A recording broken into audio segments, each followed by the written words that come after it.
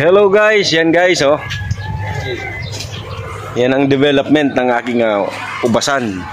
May mga bakod na sa gilid.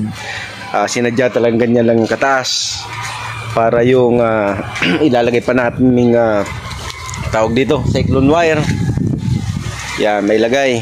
At syempre, ang pinaka-purpose niyan para buwelo yung tawag dito, yung hangin.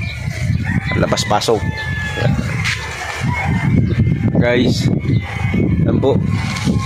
Kung nakita nyo, may mga tira pa naman oh. Ayan oh. May ubas pa. Yan oh. Sulit ang ubas. Hanggang sa dulo yan. Nakita nyo. Ano oh, ready na. Yan o. Bunsonan. Yan. Nabubutas na nga yung bulsa para dito sa gastos na ito. Pero okay lang kasi may pangarap tayo.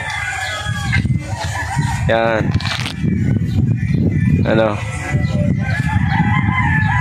Walisin agad na yan doon sa ano, sa kalsada.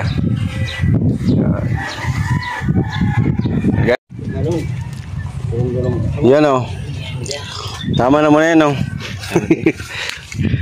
Mga ano ko.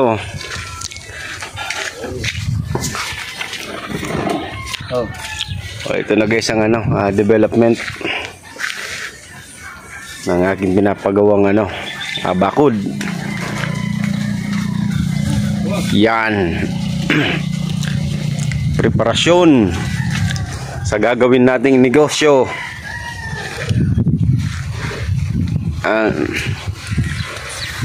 Ito nyo naman guys oh.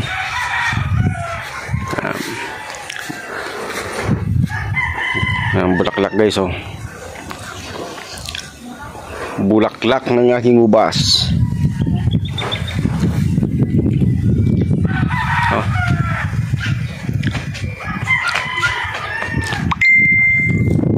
Yan. Soon makikita nyo pagbabago ang aking ubasan kung saan yan ay maganda ng bakod.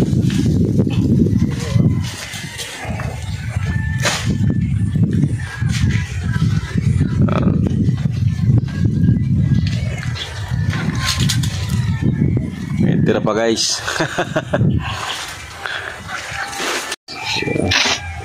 Halipensa Adonis Bar yung naghalo na yan. Tingnan nyo naman yung ano, yung katawan niyan talagang batak na batak. Yan. Pakiusapan ko na mag part-time muna dito sa ano, sa aking pinapagawang yan, pagtatayo ng business. Actually nasa Adonis Bar yan eh. Paggabi. Paggabi.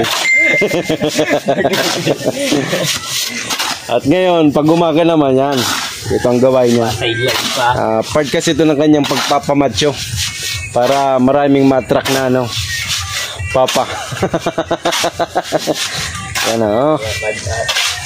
Guys o. Yan ang paghalo ng ano. Minsan tinitikman niya pa yan kung tama talaga yung simento at ano.